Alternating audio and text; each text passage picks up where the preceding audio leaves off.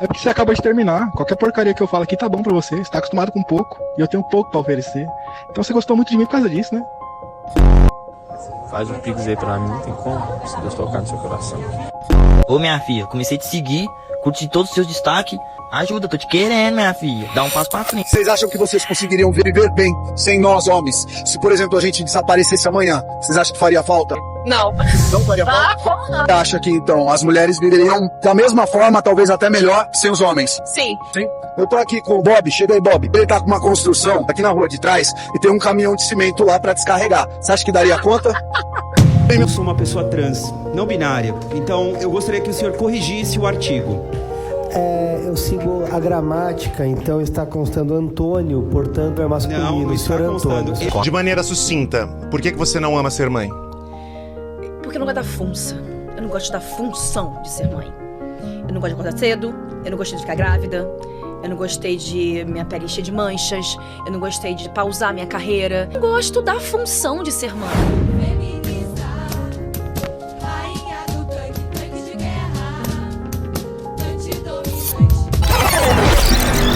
Estão tentando fazer, na verdade, é reescrever o que significa ser homem. Estão apagando os símbolos do masculino, como força, honra, coragem. A sociedade agora está pregando homens mais frágeis, mais domáveis, acomodados. O que antes representava força, honra e coragem, hoje é taxado de opressão.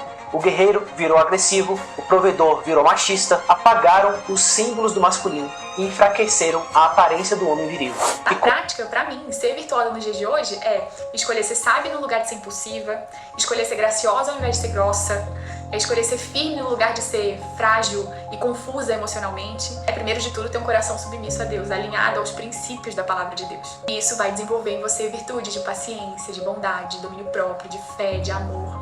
Então, mulher virtuosa não é sobre perfeição, mas é viver com propósito em ser aquilo que Deus nos criou para ser, com força, com dignidade, com caráter. Porque a nossa aprovação está em Deus e não no que dizem que a gente tem que ser.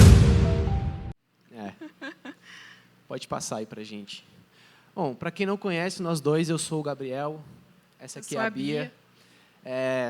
Eu tô na CN, gente, esse ano vai fazer 10 anos. Meu primeiro discipulador e amigo nessa casa está aqui, pastor Jeff. Foi ele que foi doido de me chamar para ser líder desse ministério. É por causa dele que eu estou aqui essa noite. Ele tem me esticado nos últimos anos. E eu conheci a Bia tem, 2 anos e pouquinho? Né? Foi em 2024. Não, 2023. 2023. A gente se conheceu, namorou, noivou e casou em 8 meses, né? Bem rapidinho. Quer falar alguma coisa? Não, é isso. O Gabriel está há 10 anos, eu estou há um pouco mais de 2 anos. Então, a gente tem uma história bem diferente até um do outro. Gabriel é mais velho que eu sei que não parece, que ele tem cara de novinho. Mas Deus fez muito mais do que a gente podia pensar e imaginar nessa casa. Então, toda vez que a gente sobe aqui para falar qualquer tipo de coisa, eu honro a vida de vocês, eu honro essa casa que é onde a gente se conheceu e é onde Deus tem esticado a gente e onde Deus tem nos dado um ministério sobre masculinidade, sobre feminilidade.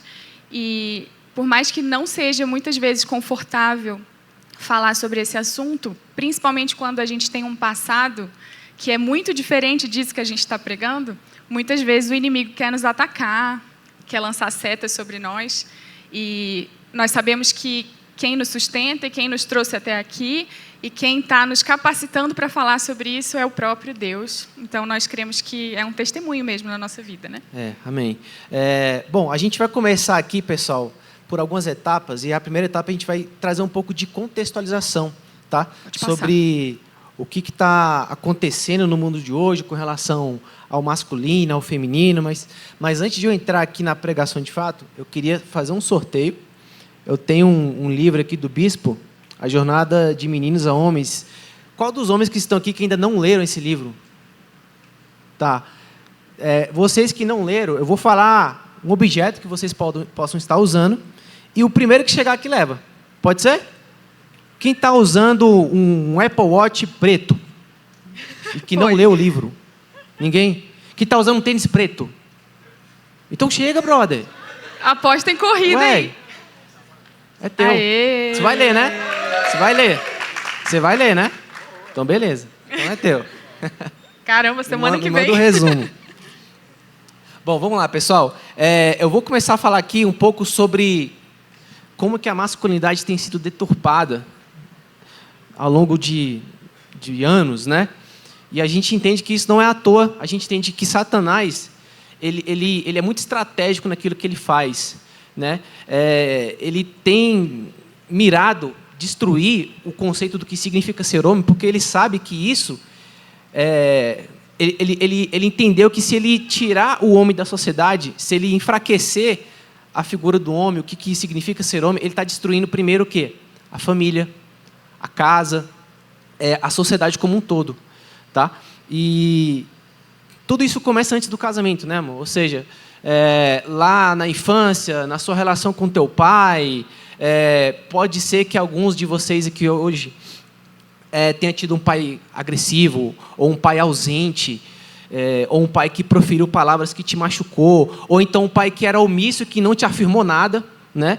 E tudo isso a gente entende que isso prejudica o desenvolvimento da identidade masculina daquele garoto, e isso causa consequências lá na frente, tá? E o que sobra é um menino tentando ser homem sem ter aprendido o que é isso. Por quê? Porque ele não foi afirmado por ninguém, nem pelo pai e nem por nenhum outro homem. E aí ele começa a absorver o que o mundo diz que é ser homem. O quê? Que homem de verdade é o que pega muitas mulheres, que homem não chora, que homem não pode demonstrar fraqueza, que homem tem que resolver tudo na base do grito, na base da força, que masculinidade se mede em status, em dinheiro. Ou seja, o cara que é homem, ele faz dinheiro. Se o cara não faz dinheiro, ele não é homem, né?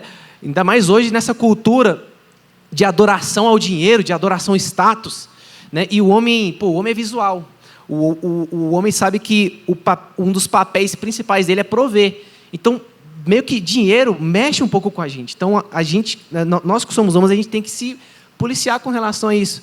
Então, são muitos conceitos ali deturpados que estão entrando na mente dos meninos, porque esses meninos não receberam a afirmação do pai ou de nenhum outro homem sobre o que significa ser homem, tá? Então, esses são os moldes da masculinidade ferida, tá?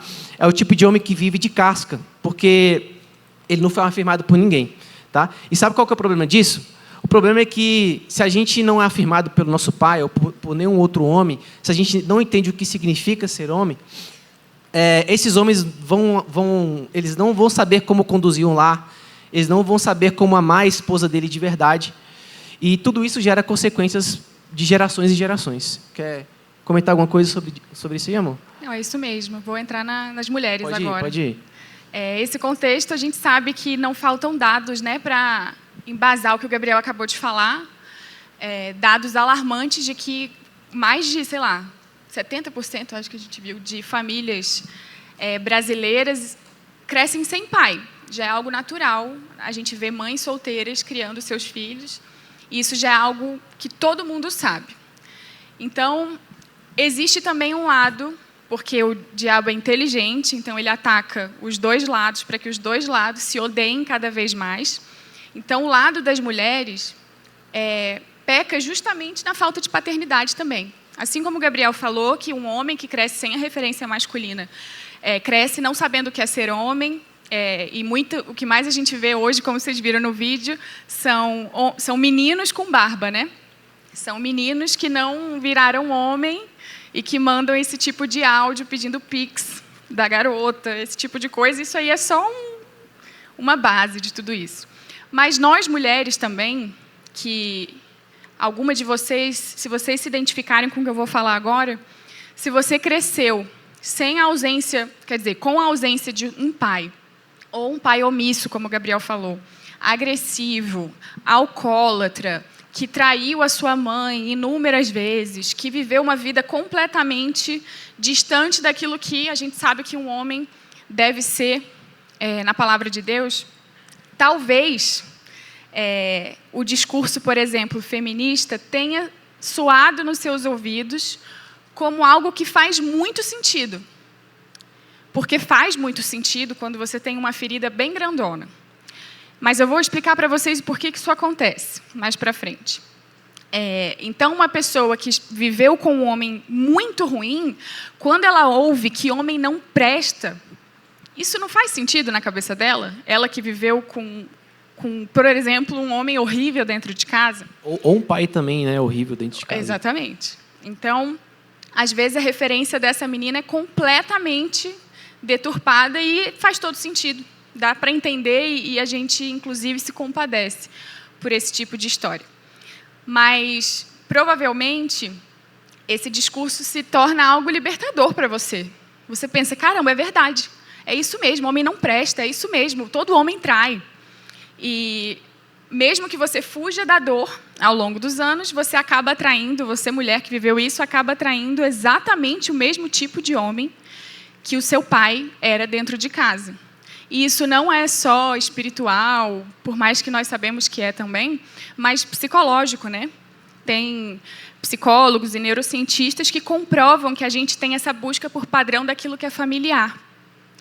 Então, o nosso cérebro, por mais que ele sinta dor quando ele vê um pai alcoólatra te batendo, o nosso cérebro ele prefere procurar aquilo que é familiar.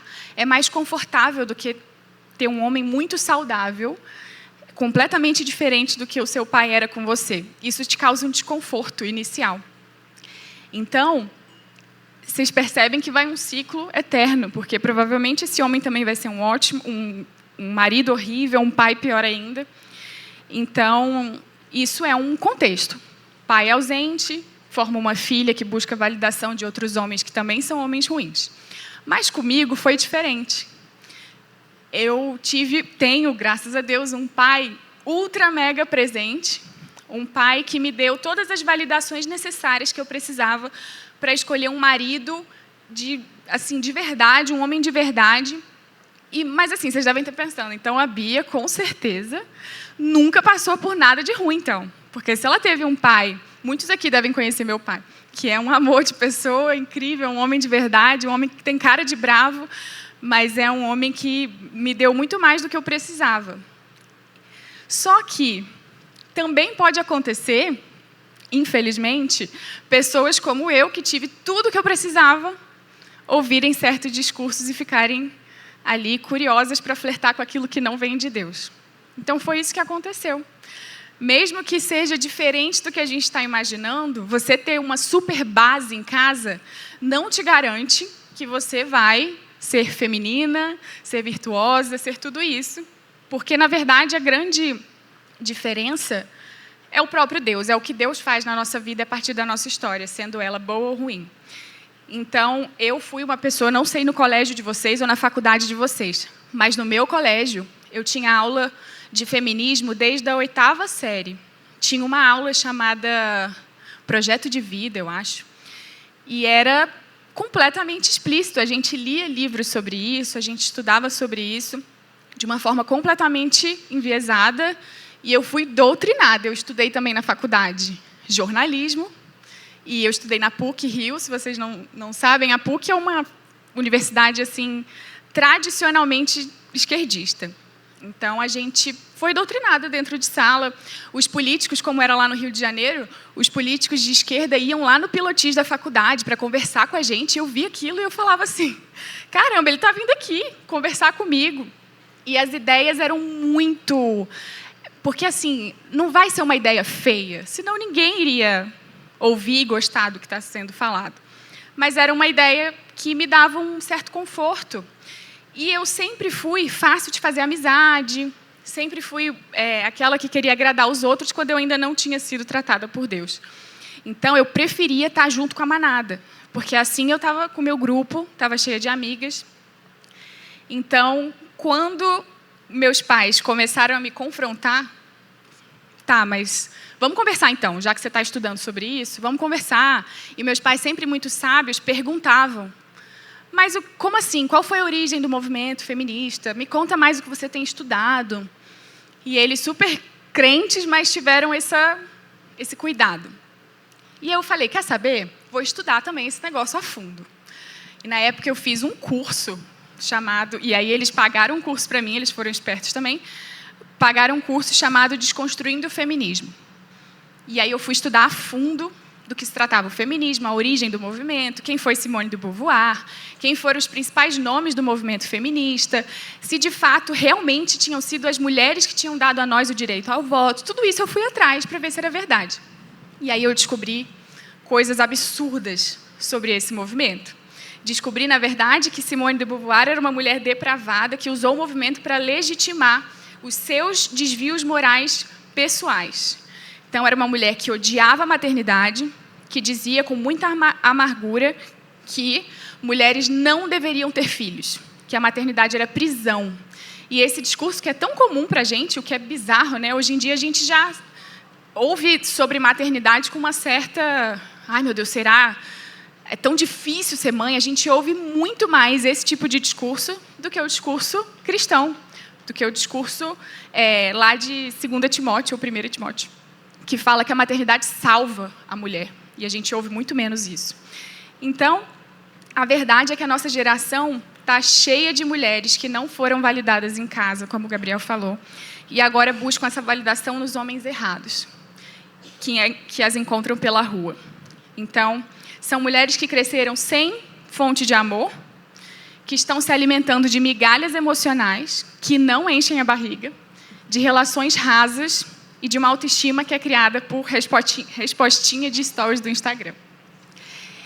Então, é muito mais profundo do que a gente imagina, né? E essa história precisa ser quebrada nas nossas vidas, porque nós vivemos essa influência, né? E só para complementar, é muito fácil de entender, né, que essas mulheres, por conta de todo esse contexto, muitas ficam tão carentes que fica muito fácil cair em discurso de lobo, né? Daqueles homens que estão desalinhados com a Bíblia, com Deus. Sim. E aí acaba virando um ciclo, cara, um ciclo vicioso. Ou seja, homens feridos junto com mulheres feridas, tem um filho e aí, qual a probabilidade desse filho ser curado, se os pais são feridos? Então, acho que é um pouco do reflexo do que a gente vive hoje. Sim. A gente quer ler para vocês, para ter um contexto bíblico daquilo que Deus fez, daquilo que é verdade, pode passar.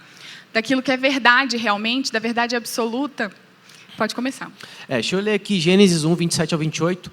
Criou Deus o homem e a sua imagem, a imagem de Deus o criou, homem e mulher os criou, e Deus os abençoou e lhes disse: frutificai, multiplicai-vos e enchei a terra, e sujeitai-a e dominai-a sobre os peixes do mar, sobre as aves do céu e sobre todo animal que se move sobre a terra. Pode passar também. Lá em Salmos 11, 3, diz: se forem destruídos os fundamentos, que poderá fazer o justo? Pode passar. João 10, 10, o ladrão não vem senão a roubar, a matar e a destruir, e eu vim para que tenham vida e a tenham com abundância. Pode passar para o último versículo? Isaías 5, 20. Ai dos que ao mal chamam de bem, e ao bem mal, que fazem da escuridade luz e da luz escuridade, e fazem do amargo doce e do doce amargo. Isso aqui é o reflexo da nossa sociedade, né? Hoje em dia os valores estão completamente trocados. Aquilo que a gente achava que era bom, as pessoas condenam como mal. Mas a Bíblia é clara, né? E esse ai dos que já configura algo que o curso das coisas vai deixar a luz entrar, né? E as pessoas vão finalmente ver o que é verdade ou não. Vamos passar, então, agora para alguns conceitos. Então, a gente vai entrar um pouco no conceito do que significa masculinidade e feminilidade. Pode voltar aí. Mas aí, antes, eu quero pontuar sobre as definições erradas que estão sendo propagadas hoje, sobre o que significa ser homem. Talvez muitas são óbvias, tá?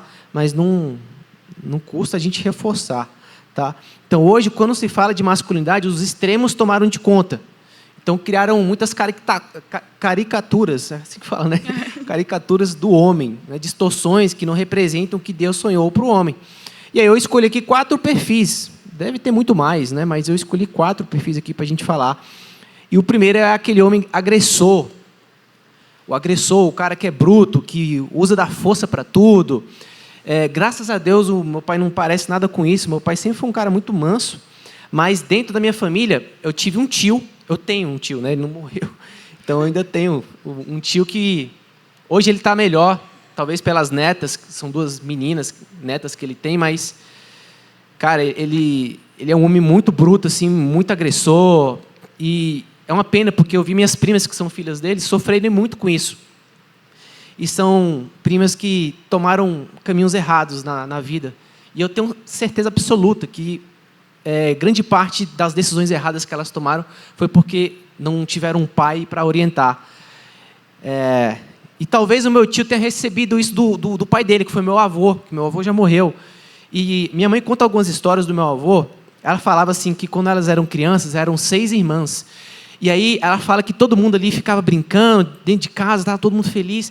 Quando o meu avô chegava em casa, todo mundo não dava um pio.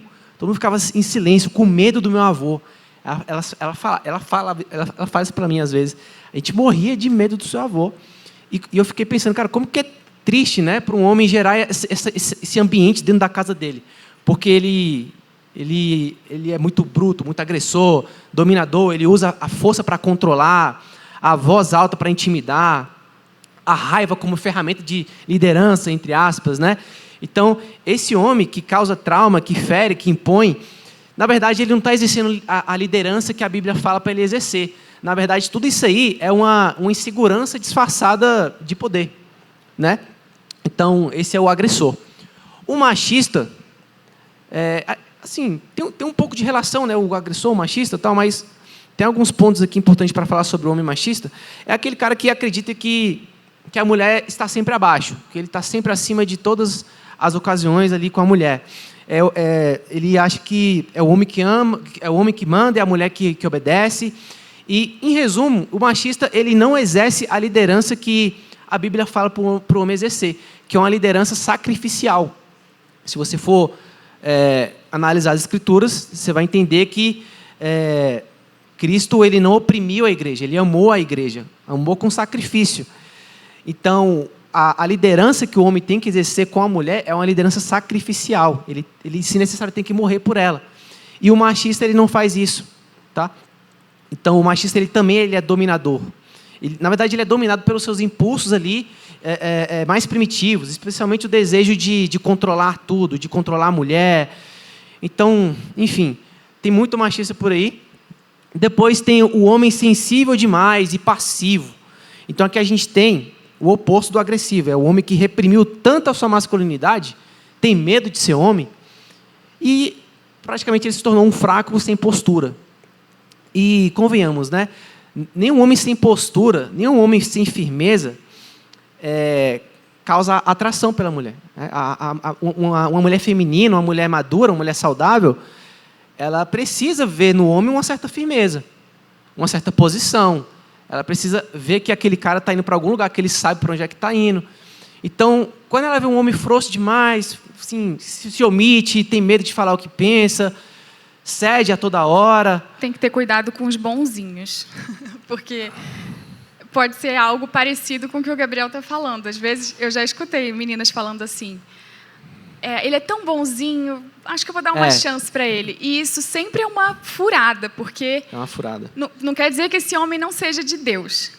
Ele pode ser um homem de Deus, mas ele ainda precisa fortalecer a masculinidade dele diante de Deus, né, para ser um homem que lidera, porque senão, se você quiser um bonzinho, você vai acabar liderando a sua casa, provendo para o seu marido, abrindo a porta para ele, fazendo tudo que ele precisa, porque ele vai cair nesse lugar. Exatamente. Então, esse aqui é o homem que tem medo de tomar decisões, que se omite no conflito, ele evita conflito a toda hora. Então, se tem um conflito, ele passa para a mulher. Resolve aí, que eu não estou a fim de resolver isso aqui, não. Então, ele é ausente na direção. E qual é a mulher que vai se submeter a um homem que não tem direção, que não tem posicionamento? Tá bom? Então, o homem passivo é o homem mais perigoso que existe, na minha opinião. Jordan Peterson, inclusive, fala sobre isso. Daqui a pouco eu vou citar um pouco sobre ele. Por que ele é o homem mais perigoso? Porque ele omitiu a sua masculinidade. Ele não usa a sua força de forma sábia, né? Ele é egocêntrico. O seu Deus é o seu estômago. Ele não se sacrifica pela mulher, porque ele é passivo, porque ele é omisso em tudo. Tá? Aí, bem semelhante ao passivo, tem um homem bonzinho. O bonzinho é aquele que a Bia acabou de citar, é o cara educado, legal, sorri para todo mundo, mas não lidera. Às vezes não lidera nem a própria vida. Então, como é que ele vai liderar dentro de um relacionamento? É aquele cara que está agradado, ou é aquele é aquele cara que está acostumado a agradar a todos, evita confronto, vive refém da aprovação alheia. Então, o homem que é refém da aprovação dos outros é um homem perigoso também. Tá? Então, aqui tem um ponto importante, tá, pessoal? Não achem que o oposto do bonzinho é o agressor. Não, na verdade, o oposto do bonzinho é o homem posicionado, é o homem firme, é o homem decidido. Tá? A gente vai falar controlar seus impulsos. Isso aí. Pode passar, a Bia vai falar um pouco aí dos conceitos sobre feminilidade.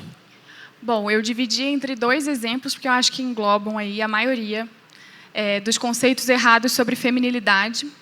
Esse era um conceito, esse do lado esquerdo era um conceito que eu tinha. Eu tinha horror quando usavam a palavra feminilidade, porque eu já pensava numa mulher bem passiva, bem chatinha, assim, bem sem voz, sabe? Que se anula, que se esconde atrás dessa falsa bondade. Tem muita gente que também acha que feminilidade é colocar um vestido rosa, uma flor no cabelo, dizer que ama ganhar flores, falar baixinho, pintar as unhas e pronto, você é feminina. Isso é uma falsa bondade. Você não curou internamente o que você precisa curar para se tornar leve de verdade, para se tornar feminina de verdade. E isso dói muito para a mulher falsa, bondosa. Dói muito. Eu acho que é o pior lugar para se estar. Porque você fica tentando se fazer feminina apenas na parte externa. E era o que eu vivia por muitos anos. Então, isso me dava raiva. Eu tinha raiva das outras mulheres. Eu tinha raiva das mulheres que eram curadas, porque eu tentava muito parecer com elas. E isso me acabava. Uma mulher falsa, bondosa, ela se compara 24 horas por dia com as outras mulheres. Ela está sempre de olho se a amiga dela está mais bonita que ela. Ela está sempre de olho se, enfim, o menino gostou mais da outra do que dela.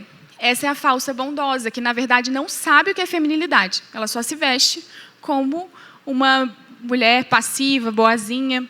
Então, assim como fujam dos homens bonzinhos, mulheres, quer dizer, homens, fujam das mulheres boazinhas, fofinhas, que só tem isso por fora. Tem que prestar atenção. Não estou entendendo nada. Para eu vir para cá. Obrigada. Então, fujam dessa mulher falsa, bondosa. Mas tem outro lado, né? Que hoje em dia, esse outro lado é o que mais eu vejo na internet. Quando eu comecei a produzir conteúdo sobre feminilidade, sobre esse tipo de coisa, eu tinha pavor de me parecer com algumas mulheres que falam sobre esse assunto. Porque também existem as mulheres que ensinam a ser magnéticas, a ser sedutoras e a usar aquilo que vai fazer aquele homem, cara, nunca mais vai te esquecer. Eu já escutei coisas assim, eu já vi gente ensinando práticas de realmente truquezinhos, e para mim isso é feitiçaria. Para mim isso vai contra tudo que está na palavra de Deus. Por que eu quero ser magnética com alguém? Não, eu quero que meu marido me ame, se sacrifique por mim, mas eu não quero que ele seja hipnotizado por mim. Não, e também não é, as mulheres, alguns players aí do mercado não estão ensinando sobre você ser magnética só com seu marido. Elas estão ensinando as mulheres a ser magnética com todo tipo de homem. Ou seja, ela está colocando na cabeça das mulheres que elas têm que, tipo assim, por onde elas passarem, os homens têm que se renderem a elas. Sim, exatamente. Isso é um grande problema, porque isso cai, inclusive, no espírito de Jezabel, que está rondando pelo nosso mundo, né? Então, fujam desse lugar. Pode passar. Vamos lá. Vamos agora, então, falar sobre as definições bíblicas. Então, a gente entrou aqui um pouco no conceito errôneo de masculinidade e feminilidade, mas agora a gente vai olhar aqui um pouco na palavra de Deus e entender o que de fato é masculinidade e feminilidade. Então, sobre o que é masculinidade? A masculinidade bíblica é entrega, é liderança com amor, é coragem com compaixão, é carregar a responsabilidade com honra. Então, se a gente olha para Cristo, que é o nosso modelo de homem perfeito, ele não era nem agressivo e nem omisso. Então, Jesus ele tinha um equilíbrio impressionante. Então, ele era firme, justo, sacrificial e amoroso. Ele chorou com os que choravam, mas também virou a mesa quando viu injustiça. Então, esse é o tipo de homem que nós temos que que buscar ser. Então, a masculinidade bíblica é isso que eu acabei de ler. Eu queria que vocês passassem para citações de 2 autores aqui que eu trouxe. Pode voltar aí. Isso. Ficou um pouco borrado aqui, mas eu vou ler para vocês, tá? Jordan Peterson, que é um psicólogo aí canadense, inclusive o bispo já citou ele aqui várias vezes. Inclusive, é um dos melhores livros que eu já li, tá? 12 Regras para a Vida, eu recomendo para todo mundo. Então, Jordan Peterson fala assim sobre masculinidade. A masculinidade não é violência ou tirania, que a gente acabou de falar, né, sobre o agressor. É responsabilidade. Ser homem é carregar o fardo da vida voluntariamente, enfrentar o caos, as dificuldades, e transformar o sofrimento em ordem. John Eldredge também, que é outro autor do livro Coração Selvagem, diz assim: o coração do homem foi feito para lutar por algo. Um homem precisa de uma batalha para lutar, uma aventura para viver e uma bela para resgatar. Essa frase é muito legal, né? Eu acho que esses 3 pontos aqui, uma batalha para lutar, uma aventura para viver e uma bela para resgatar, para conquistar, isso resume a vida de um homem, cara. Então, tipo assim, o homem foi feito para isso, para essas 3 coisas. Mais na frente eu vou falar sobre tédio. Mulheres, vocês têm que fugir de homem entediado. Porque se o homem está entediado, ele não tem uma batalha para lutar, ele não está vivendo nenhuma aventura, e ele não está indo atrás de nenhuma bela para resgatar e para conquistar. Tá? Então, assim, já aproveitando para falar sobre essa questão do tédio, vocês lembram de Davi? Davi, ele foi só ficar entediado que ele pecou. Não sei se vocês vão se lembrar disso, mas ele não quis ir para a guerra, ele se retirou da batalha, ficou lá rodando a rua, viu o pecado, viu lá a mulher, eu esqueci o nome da mulher, qual era o nome da mulher? Batseba, boa. E aí, pum, né? Pecou. Então, essa história, essa pequena história da vida de Davi me ensina algo, que um homem que se retira da batalha, ele se torna um alvo fácil para o pecado. Então, o homem que está entediado, ele é um alvo fácil. E se ele acorda meio-dia, essas coisas, sabe? Práticas também é bem ruim. Se o homem é desocupado, se ele é entediado, se ele acorda tarde pra caramba, se ele se pergunta o que ele faz da vida, ele fica meio, estou estudando aí para fazer alguma coisa. Mas você vê que até o cara que está no momento de estudo, que quer passar num concurso, ele não pode acordar meio-dia. Senão ele não vai alcançar esse alvo. Então, essas coisas podem parecer inofensivas em determinada idade. Vocês que estão solteiras aí, mulheres, vocês têm que tomar cuidado. Por exemplo, se você perceber que o cara te responde, tipo assim, ele demora 3 segundos para te responder no WhatsApp. Responde rápido se demais. você postou uma história, deu 2 segundos, ele já viu. Tem alguma coisa errada. Ele tá sem ocupação. Tá? Isso é um pouco sério. Passa aí pra gente. Tem um bispo ainda. O bispo, no livro A Jornada de Meninos a Homens, que foi esse que eu dei agora, ele diz assim, não é porque você nasceu homem que você é um homem. A verdadeira masculinidade não vem pelo nascimento, mas de uma conquista. Daqui a pouco a gente vai falar sobre jornada masculina. E também, meninos querem se divertir, homens desejam construir. Isso é bom. Essa frase é muito legal. Vamos para a tríade? Passa aí para a gente. Vamos lá. A tríade masculina. Eu quero falar sobre a questão do homem ser protetor, provedor e presente. O homem protetor, o que significa proteger, né? Aqui a gente fala sobre proteção espiritual, emocional e física. Vamos lá, proteção física. Sendo bem preto no branco, tá? Cara, você tem que ser capaz de proteger a sua mulher fisicamente. Eu não estou falando que para você ser homem você precisa ter músculo, não estou falando disso. Mas, bom ter. Mas assim, você tem que se preocupar em ter um porte ali que você vai conseguir pelo menos proteger a tua mulher. Nem que você morra e apanhe, mas pelo menos você conseguir proteger ela, você tem que proteger, tá? Então, isso é muito básico, mas tem que ser falado, tá? Então, proteção física, a mulher que vê no homem um porte físico, que ela vê, poxa, se acontecer alguma coisa, ele está aqui comigo. ele vai me proteger. Isso gera segurança. Você quer falar um pouco sobre isso? Eu queria falar sobre essa questão física. A gente vê um monte de podcast, a gente estuda pra caramba sobre esses temas, né? E esses dias a gente estava vendo um podcast do Guilherme Freire, que é um cara que é estudioso de filosofia, ele estuda muito sobre Aristóteles, e ele fala coisas que são muito interessantes numa análise do que os homens são hoje em dia. E existe até essa questão física, ela é muito forte. Por quê? Antigamente, os homens faziam trabalho braçal, né? Os homens estavam lá na lavoura, eles estavam realmente carregando peso. E, biologicamente, quando você faz exercício físico, quando você exercita o seu corpo, você estimula a produção de testosterona. Testosterona. E isso fazia com que os homens fossem, inclusive, mais másculos antigamente. Porque se eles estavam o tempo inteiro fazendo exercício físico e estimulando a produção desse hormônio, biologicamente eles já eram mais masculinos, fisicamente, e também a testosterona ela influencia em 1 milhão de... Inclusive em humor, né? Homens que têm baixa testosterona, eles são depressivos, eles são mais tristes mesmo. E por isso, quando eu falo que é bom ter músculo, não é por questão estética, mas para que... Quando você está se desafiando, né, lidando com desconforto diariamente, fazendo exercício físico, isso aqui é ativado dentro de você. Isso aqui, quando a gente vê, e tem inúmeros fatores que influenciam. Um dos fatores que influenciava também era que os homens antigamente consumiam muito mais proteína. E também a proteína tem esse poder de ativar essa produção.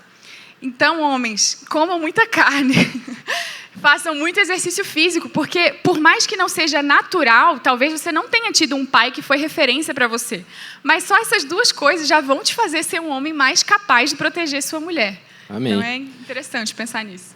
Aí tem a proteção emocional. Vamos lá. O homem ele tem que ser estável. O homem não menstrua. É a mulher que menstrua. A mulher que é cíclica. A mulher é cíclica. O homem ele tem que ser constante todo o tempo. Eu tenho aprendido isso mais profundamente no casamento. Bem cíclica. Mas, assim, o que eu quero dizer é o seguinte: em tempos de dificuldade, o homem tem que ser a coluna para a mulher se apoiar. É sobre isso. É sobre ser estável. É sobre você não flutuar o teu humor a toda hora, tá? Então, assim, acontecer alguma coisa, você não tem que se exaltar, porque às vezes o teu desespero vai desesperar a tua mulher. Então, você tem que ter essa constância, esse entendimento de que você está ali para ser um ombro para ela se apoiar em determinadas circunstâncias. E desde o namoro. Eu sei que a gente está falando aqui num contexto de casamento, mas desde o namoro, e, na verdade, antes do namoro, você já consegue perceber se esse garoto é muito desequilibrado emocionalmente. Quando você está conversando com um cara e você que é aquela que consola... Ai, eu estou muito chateado hoje. Ai, meu Deus, eu estou desesperado que aconteceu um negócio hoje, eu não sei como resolver.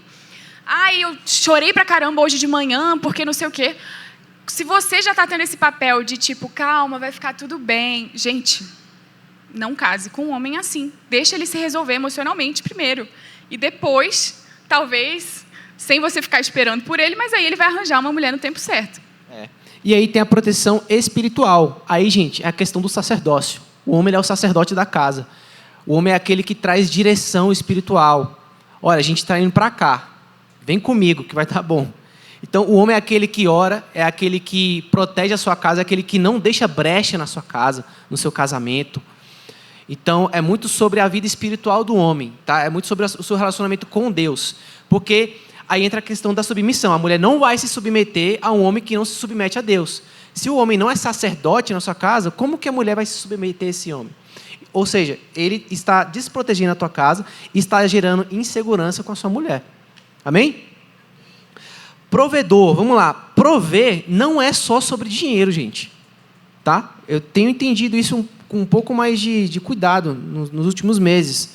Quando eu casei, o Gui aqui... cadê o Guilherme? Aqui. Acabou de falar, pô, estou casando, dinheiro, tal, aperto. Cara, eu sei bem como é que é isso. E a gente se cobra muito, né? O homem se cobra muito. E amém. O homem tem que... olha só, se você está com um homem, ele não está se cobrando com relação a fazer mais dinheiro, isso é um problema. Tá? Isso é um grande problema, porque o cara tem que ter ambição. Né? Ou seja, toda mulher quer viver bem. E para viver bem, você precisa conquistar, você precisa fazer dinheiro, você precisa produzir. E é o homem que faz isso. Ou seja, assim, eu não estou falando que a mulher não pode trabalhar e não pode ganhar o seu dinheiro, obviamente. Isso é maravilhoso. Mas a responsabilidade é do homem. É sobre isso. Tá? Então, prover não é só sobre trazer dinheiro, mas é também sobre você fornecer amor, você fornecer cuidado, atenção, você criar um ambiente na sua casa onde a mulher se sinta amada, cuidada. Então, prover é sobre isso também. Tá? Não é problema nenhum a mulher ganhar mais do que o homem. Tá bom? Não é problema nenhum.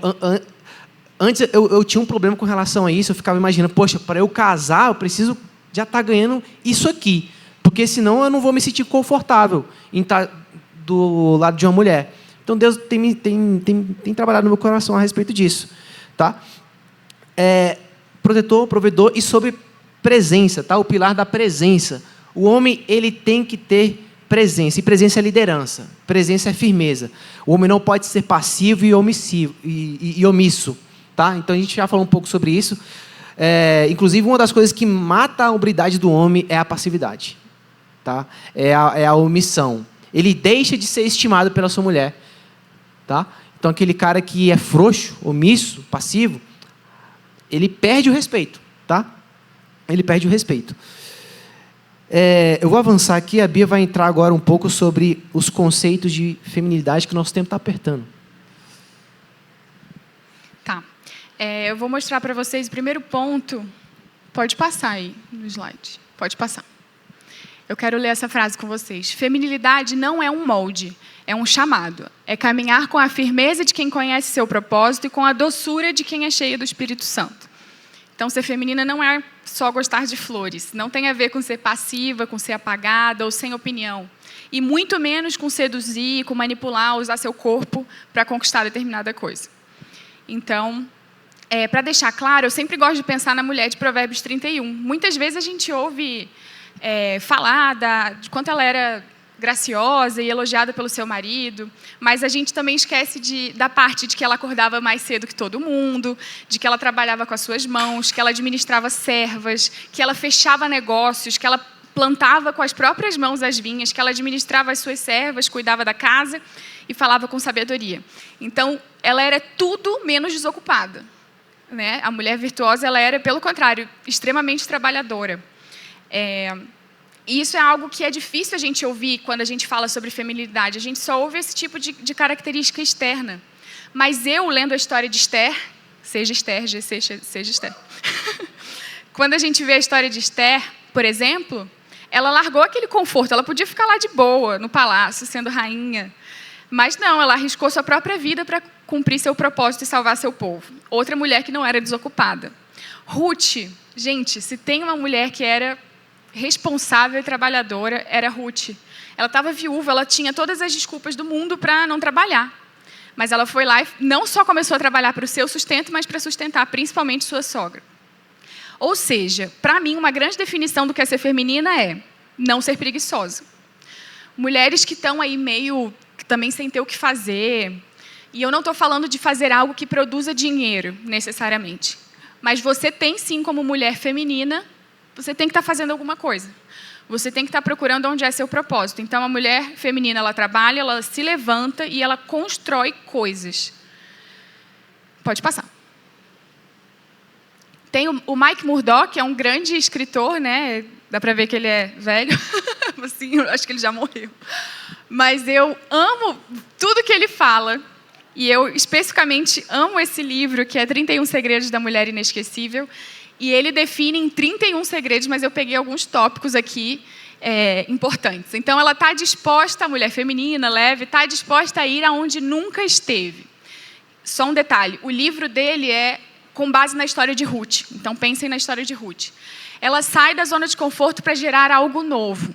Ela sabe que seu futuro depende de deixar o passado para trás. Não fiquem segurando o plano B de Deus, porque o plano A não vai chegar. Enquanto vocês estiverem assim, eu já vi que ele não é para mim, mas eu vou ser amiga dele aqui, porque nunca se sabe, né? Você não vai casar com o homem que Deus tem para você, enquanto você estiver segurando esse plano B.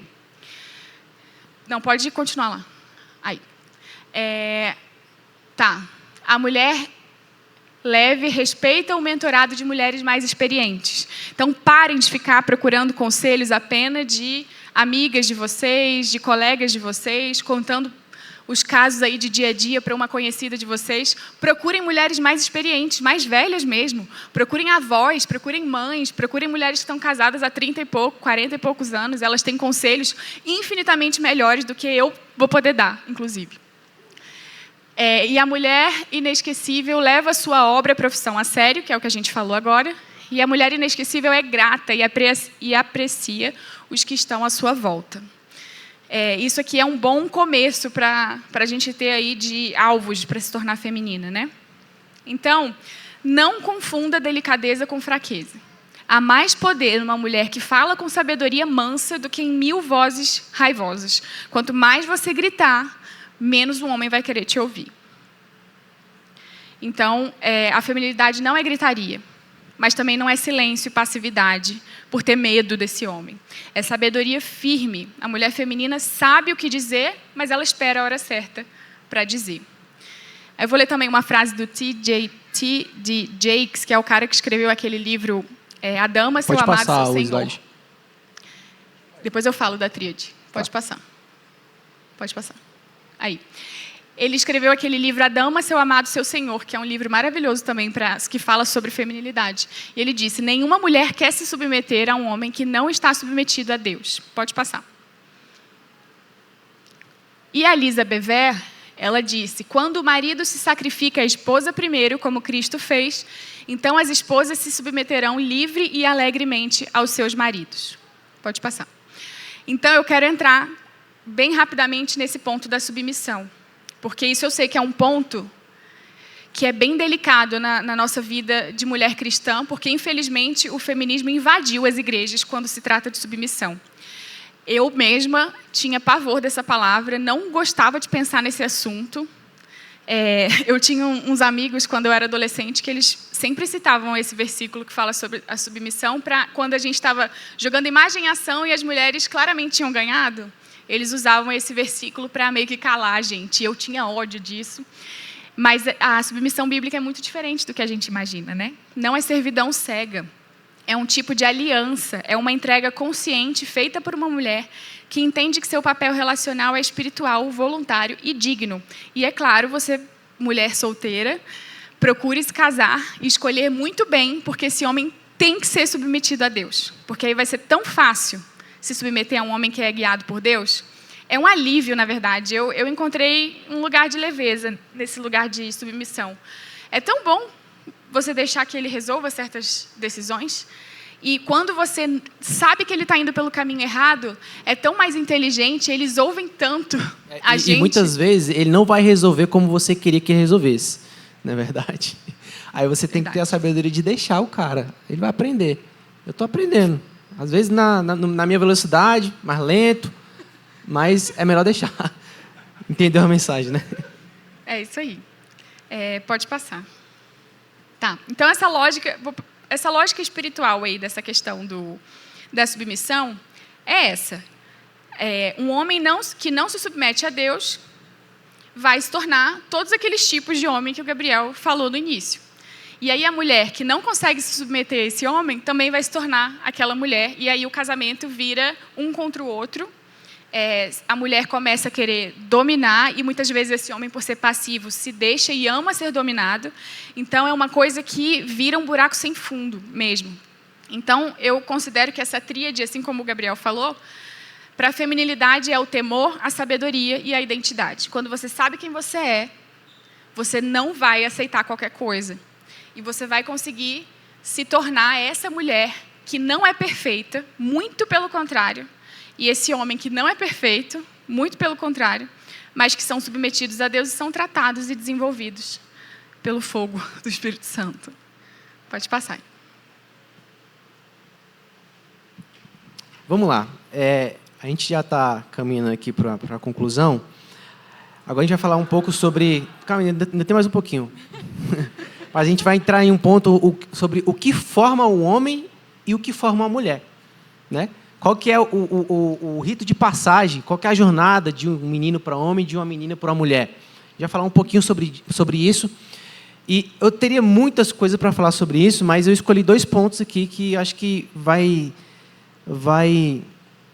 explicar muito bem, tá? Primeira coisa é, feminilidade jamais gera masculinidade. O que é isso? Significa o seguinte, um menino só se torna homem na presença de outros homens, no convívio com os outros homens, principalmente com o pai, mas se ele não tiver um pai, ele vai ter que buscar essa referência em outros homens. Tá? O menino, ele precisa de respostas, ou seja, quem eu sou, o que eu sou capaz, o que tem dentro de mim. E essas respostas, muitas vezes, ele não encontra ao lado da mãe. Olha só que louco. A mãe é essencial, tá? Para nutrir, para dar amor, mas é o pai que gera identidade no homem. Tá? Então, muitas vezes, o menino não vai ter certas respostas ao lado da mãe. Então, ele vai ter que se voltar para o pai. Às vezes, o menino ele vai até a mãe em busca de conforto, mas vai até o pai em busca de uma aventura, em busca de uma afirmação. Tá? Então, é por isso que o convívio com outros homens, na jornada do menino até o homem, é essencial. Tá? A figura do pai, ela representa limite, desafio. É o pai que vai trazer para o filho orientação sobre como que ele lida com o mundo real. Não é a mãe. Tá? Então, tem uma coisa importante também sobre a mãe, que a superproteção materna, muitas vezes, deixa o menino meio bobão. Entendeu? Então, tipo assim, embora necessário, até um certo tempo da vida... Na primeira infância. Mas essa superproteção, ela impede o amadurecimento do homem. Porque tende o quê? A acolher e proteger em excesso. Tá? Então, isso muitas vezes gera um estado emocional infantil no garoto. E eu quero falar um pouco sobre o que eu vivi com relação a isso, que é o seguinte: a minha mãe era uma mãe superprotetora. Então, eu como homem, o que eu tinha que fazer? Eu tinha que ir lá nela e falar, olha, não é assim. Muitas vezes é você que vai ter que chegar até a tua mãe e falar, olha, você pode vir até aqui. Eu te amo, você é minha mãe, mas eu estou chegando em uma fase da minha vida onde, para eu ir além, você tem que o quê? Dar alguns passos para trás. Amém? Vocês estão entendendo isso? Eu sei que isso é um pouco sensível, mas é muito importante falar sobre isso. Tá? Às vezes o jovem está na hora de sair de casa e a mãe, não, fica aqui comigo. Por quê? Porque às vezes a mãe não tem um casamento saudável, então ela bota muita expectativa no filho. Então, eu acho que ela não faz isso de forma intencional. Acho que é porque ela ama tanto, ama muito. Eu não entendo o amor de mãe, mas às vezes esse amor pode ferir o menino. Tá? E sobre paternidade, o meu pai é um grande exemplo de integridade. Meu pai é um cara correto em tudo. A Bia conhece meu pai, é um cara muito simples, mas teve coisas que eu não recebi do meu pai. Talvez por ele não ser cristão e muito provavelmente por ele não ter recebido do pai dele. Então, eu tive que ressignificar isso. Eu tive que entender assim, chegou um ponto onde eu tive que entender que, olha, se meu pai não me deu isso, é porque ele não recebeu do pai dele, ou é porque ele nem sabe que precisa me dar isso. E é o quê? Às vezes é afirmação, cara. Afirmação sobre quem você é como homem, qual que é o seu papel como homem. Então, eu entendi que eu tive que buscar referências fora de casa. E o melhor lugar para buscar essa referência é na igreja. Ainda mais na nossa igreja.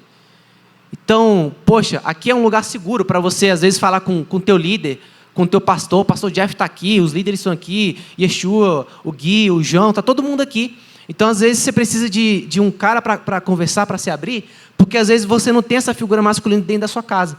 Mas você encontra isso aqui. Amém? Opa, onde é que eu estava, amor? Aqui, tá. Falando um pouco sobre essa jornada, tem um cara chamado Dr. Warren Farrell, que ele escreveu um livro chamado A Crise dos Meninos. Inclusive, eu tomei consciência desse livro quando o bispo citou esse cara. Aí eu fui lá na Amazon, comprei e li. E ele fala uma coisa interessante. Ele fala assim, estamos vivendo uma crise dos meninos, em grande parte, causada pela ausência de ritos de passagem e de modelos masculinos positivos. Quero falar um pouco sobre ritos de passagem e modelos masculinos, referências. Tem uma história que é real, lá em Esparta. Quem já viu aquele filme Esparta? Foi até aquele ator que fez, Rodrigo Santoro, uma coisa assim. Brasileiro. Enfim, é um brasileiro. E aí, em Esparta, tinha um ritual chamado Agog. Eu não sei se eu estou lendo certo. Acho que é Agog. Agog. Obrigado. Aos 7 anos, os meninos eles eram arrancados do convívio da mãe e enviados para um retiro, para viver com outros garotos da mesma idade, em acampamentos militares. Isso aos 7 anos. Aí, entre 12 a 18 anos, eles participavam de provas de resistência, de caçada, de luta. E apenas na maioridade, ali, acima de 18, eles iam para a guerra, para o campo de batalha. Então, a cultura guerreira era tão forte que, olha só que legal, se um jovem deixasse de mostrar coragem na batalha, ele era abandonado pela noiva.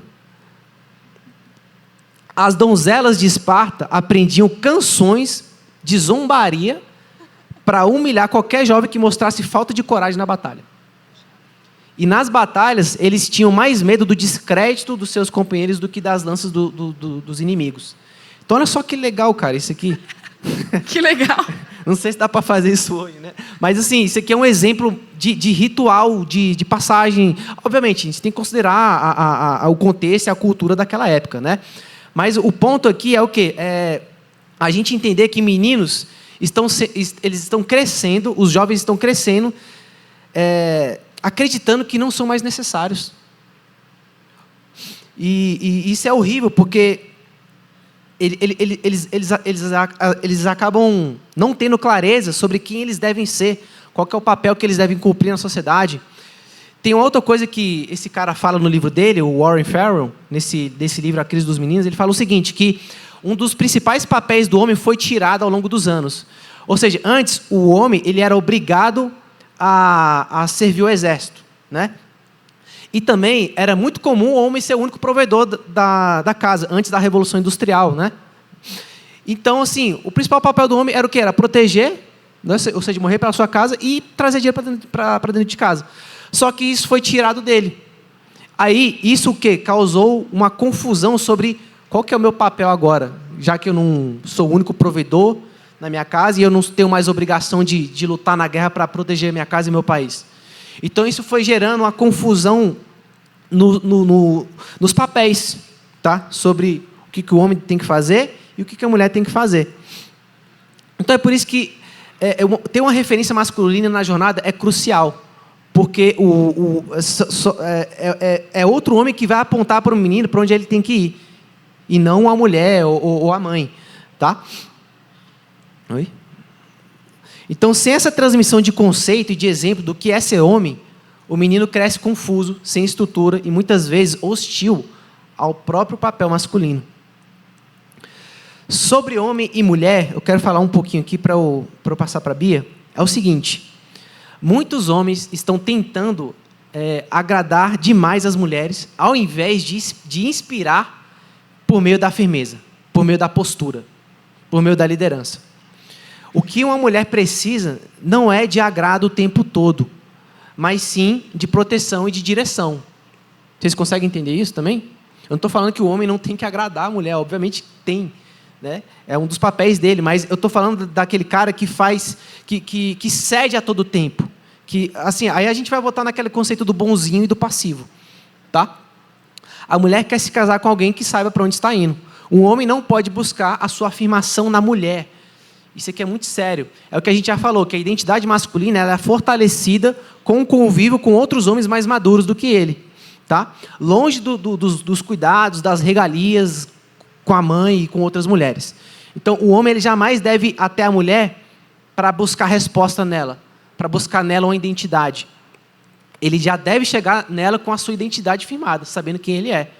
Porque é somente nesse contexto que uma mulher saudável, uma mulher madura, vai se submeter a esse homem. Tá? John Eldredge também fala o seguinte, que a jornada masculina leva o homem para longe da mulher, a fim de que ele possa voltar para ela com a própria pergunta respondida. Ou seja, quem sou eu? Para onde é que eu estou indo? O que eu tenho para oferecer para essa mulher?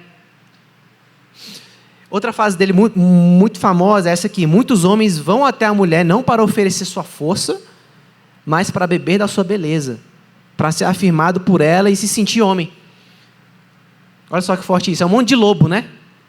Mas graças a Deus não tem lobo aqui, né? Se tiver, a gente espanta.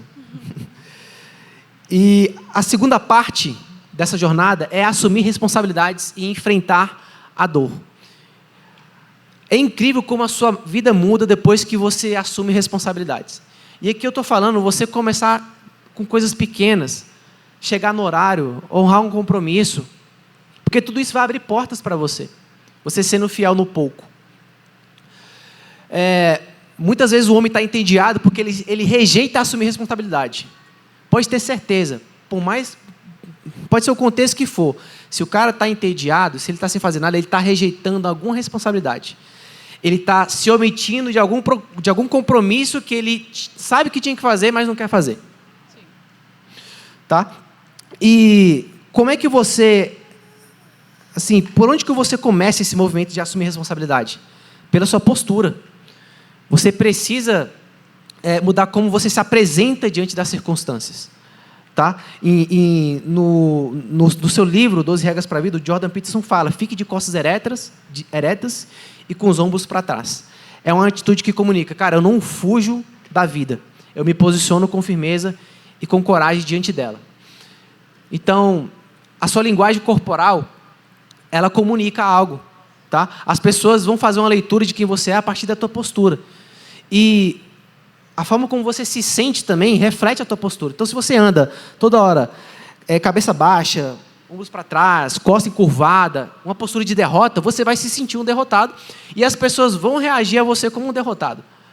Mas quando você alinha a tua postura e assume a responsabilidade que você tem diante de você, você vai ter uma autoimagem mais saudável e as pessoas vão te reagir de forma diferente. E isso vai abrir portas para você. Tá? Isso vai amadurecer você. Eu vou te falar uma coisa, já para finalizar, para a Bia passar para a parte dela. É extremamente desconfortável estar aqui em cima. Meu lugar é ali. Por 15 anos eu fui baterista. Então ali eu me garanto. O Jeff sabe que eu me garanto ali. Aqui eu não me garanto, não. Mas parece que Deus está falando para mim assim: Gabriel, eu vou te colocar em lugares onde você não se garante. Porque isso vai te amadurecer. Isso vai te forjar. Então, eu queria que, de alguma forma, você homem que está aqui, entendesse qual que é a responsabilidade que você está rejeitando. Aquilo que poderia estar te forjando para assumir lugares de liderança, lugares de responsabilidade, onde você consegue produzir mais, entregar mais, servir mais. Tudo isso vai te amadurecer e vai acelerar essa tua jornada. Tá bom? Amém? Amém. Agora eu vou finalizar resumindo aqui o que torna uma menina mulher. Mas eu vou falar bem rapidinho, porque eu quero orar com vocês. Mas, em primeiro lugar, ela rompe com a necessidade de validação masculina. Então, ela para de tentar viver para ser vista, para ser desejada, para ser escolhida. Ela entende que esse valor não se mendiga. Ela já carrega esse valor e ela não precisa que ninguém fale que ela está carregando, porque ela já sabe. A segunda coisa é que ela encara os traumas e já escolheu não repetir a história que pode estar por trás dela, né, dos pais, enfim. Então, em vez dela culpar o passado, ela se trata. Ela faz terapia, se for necessário. Ela procura liderança saudável na igreja. Ela decide escrever um final diferente. Ela entende que, ela entende que amadurecer dói e vai exigir sacrifício. Né? Aristóteles sempre, a gente estudando sobre isso, a gente ouviu uma coisa que a Bíblia também é muito clara, de que não existe como ser uma virtude ser produzida se não existir um sacrifício. Então, ela também entende que ela não vai poder ficar confortável o tempo inteiro. O crescimento não acontece na zona de conforto. E ela aprende a servir. Ela entende que, não como alguém anulada, que não vive pensando nunca sobre ela, mas alguém madura que entende que maior é aquele que serve. Então, ela edifica, ela transforma. E assim, seguindo todos esses passos, ela aprende a ser leve. E a mulher que é leve vai atrair esse cara masculino que o Gabriel falou aqui.